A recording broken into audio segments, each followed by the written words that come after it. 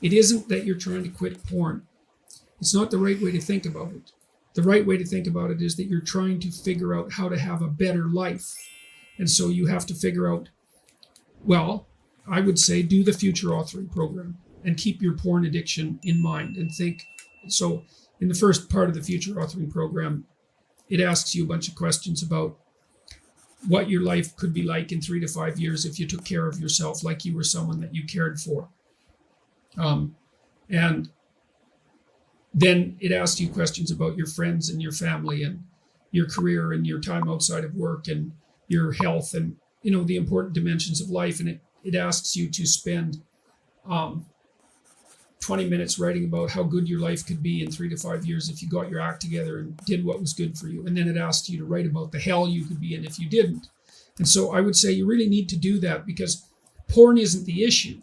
The issue is that you're not living your life the way you want to. And so you need a vision of life that's more compelling than the porn. And you need a counter vision too that frightens you, because otherwise porn is obviously extraordinarily gratifying in the short term, but you seem to be suffering from the medium to long-term consequences of its use.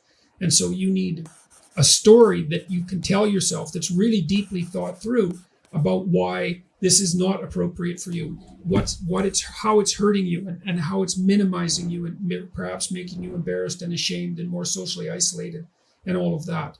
So I would say, think about it as cleaning up your psyche and your behavior rather than merely stopping porn. You also might want to write down, and you could do this in the negative vision part of the future authoring program. You got to write down everything bad that you think porn is doing to you, because obviously you have some suspicions that this is not good for you, right? That it's actually harming you in some important way.